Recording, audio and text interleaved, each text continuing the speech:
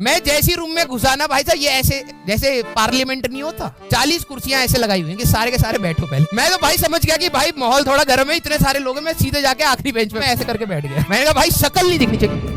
तो हम लोग सारे कॉलेज में चले गए, वहां पर सारे जितने भी प्रोफेसर होते हैं वो सारे अंग्रेजी में बात करते हैं भाई। तो क्या हुआ, एक दिन, ये बात है 5th ईयर की, मास्टर्स का फाइनल ईयर था। ड्यूअल डिग्री में होते हैं ना, dual degree means BTech plus MTech, दोनों डिग्री मिल जाती है भाई। आधे लौंडे हमारे मैं तुम्हें इसकी भी बात बताता हूँ। जैसे हमारी ड्यूअल डिग्री थी, ठीक है, dual degree means BTech plus MTech. अगर आप देखो बीटेक करोगे ना बच्चा तो 4 साल का होता है, और अगर आप एमटेक भी करोगे, अलग से करोगे, तो 2 साल का होता है। तो एक्चुअली में इसको लगते हैं 6 साल। जब हम लोग काउंसलिंग करने के लिए बैठे थे ना, आधे बच्चे सोचते हैं अरे यार ड्रॉप ले लिया है, 1 साल बर्बाद हो गया है हमारा, बचा लेते हैं। बचाने के चक्कर में जो आपकी ड्यूअल डिग्री होती है वो 5 साल की होती है। हमें लगा यार जो हम ड्रॉप में अपने समय खराब किए है ना, यहीं पे कंपनसेट कर लेंगे, बराबर हो जाएंगे जिंदगी में। हम लोगों ने ड्यूअल डिग्री ले ली।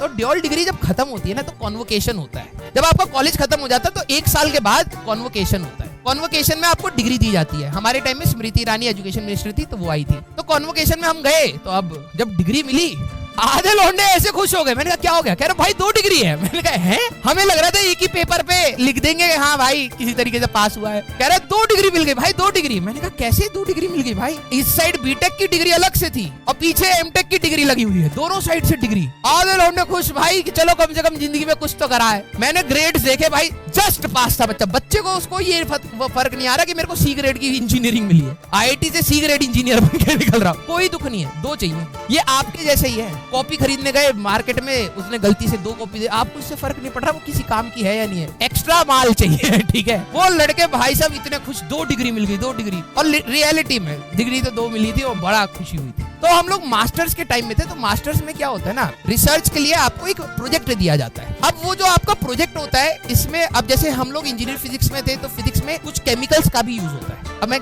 बताना तो नहीं चाहता, लेकिन आप ये समझिए हमारे कॉलेज में अभी इस रूम को ये मान लिया कि ये हॉस्टल रूम, तो हॉस्टल रूम में यहाँ पे 2 बेड है और यहाँ पर टेबल है, ये गेट है और यहाँ पर आपकी एक अलमारी। ऐसे हमारा हॉस्टल रूम था, ये आपकी एक अलमारी। मुश्किल से 2 बच्चे सो सकते हैं। मैं अपने यहाँ पर गेट से जैसे एंटर करा, कम से कम यहाँ पे 40 बच्चे बैठे हुए हैं। इस रूम में 2 बंदे परेशान थे। जब फर्स्ट ईयर में गए थे हमारे पेरेंट्स कह रहे अरे यार इस रूम में कैसे बच्चा रहेगा, एक बच्चा एक रूम में होना चाहिए। भाई साहब दोस्ती ऐसी यारी हुई, 40 बच्चे खड़े खड़े सो रहे हैं भाई साहब, दीवार का टेक लगा के सो रहे हैं, अपने रूम में जा ही नहीं रहे। 40 बच्चे यहाँ बैठे हुए हैं। मैंने कहा क्या हो गया भाई? 40 बच्चे सारे बैच के इकट्ठा हो गए। लड़कियां तो थी नहीं, तो आप सोच रहे हो सर 40 ही थे? हाँ 40 थे, एक लड़की नहीं थी। अब सोचो 5 साल ये कोई खुशी मिलेगी? हाँ मिलेगी, 2 डिग्री तो मिली कम से कम।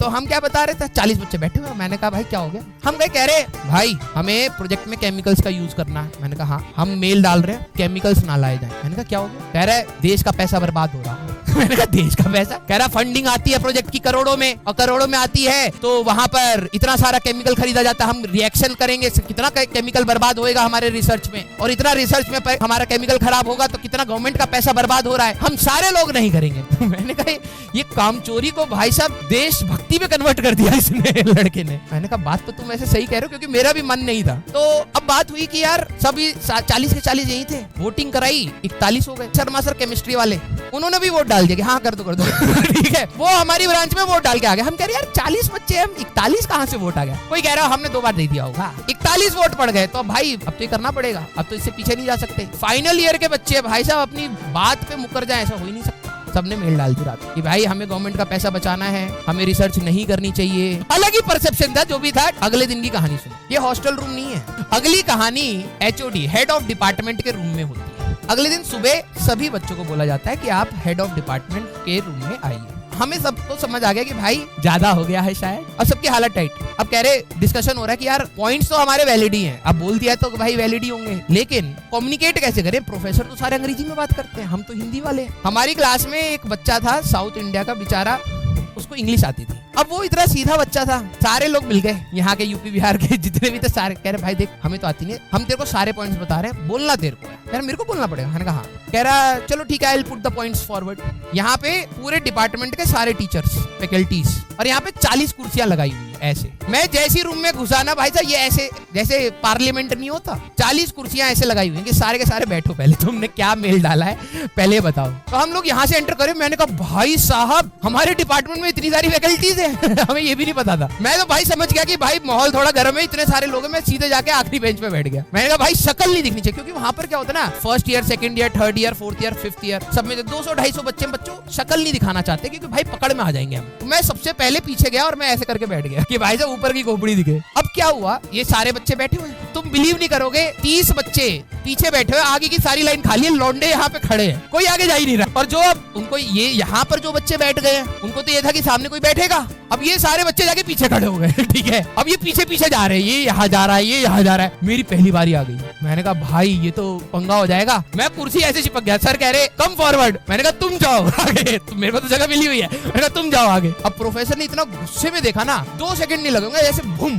धुआं सा उठा, सारे के सारे बैठे पड़े। अब उन्होंने इंग्लिश में बोलना स्टार्ट किया, हम सबकी शक्ल ऐसी थी ठीक है हमने इतनी गंदी शक्ल बना रखी थी, टीचरों को लगा ये क्या है, मतलब पढ़ते पढ़ते कैसे है ये, हम सबने इतनी गंदी शक्ल बनाई। तो उनको समझ आ गया, इनको समझ नहीं आ रही है शायद। तो उन्होंने कहा कि do you have any person who can speak in English. हमने जगन रेड्डी नाम था उसका, जगन को आगे भेज दिया। और उन्होंने क्या करा ना, जगन से ऐसा नहीं है कि जगन को यहाँ खड़ा करके पूछ रहे हो, उनका कम फॉरवर्ड, जगन यहाँ बैठ गया। अब जगन इतना मासूम, उसको पता नहीं कि हो क्या रहा है। मैं तो समझ गया भाई अब ये आगे बैठा है तो ये बन गया है रिप्रेजेंटेटिव, ये बन गया हमारा रिप्रेजेंटेटिव। हमें तो लैंग्वेज बैरियर था, हमें तो भाई अंग्रेजी नहीं बोलनी आती थी, अब जगन को बस इंग्लिश बोलनी आती थी, तो वो तो रिप्रेजेंटेटिव बन गया। अब आ गए एचओडी सर, यहाँ पर आ गए बीच में, अब जगन को आगे बैठा दिया। अब एचओडी सर आए, सारे खड़े हुए, फिर बैठ गए। यहाँ पर एचओडी सर आ गए। अब एचओडी सर को थोड़ा पता है कि पहले बच्चों की हालत टाइट हो रही थी, बैठाया गया जबरदस्ती इनको, उनको लगा ये आगे बैठा, ये चौधरी है, ये इनका पूरा सरताज बना पड़ा है। भाई साहब धमकाए पड़े हैं, जगन रेड्डी रो रहा है वहां पर, हम लोग सारे चुप बैठे, भाई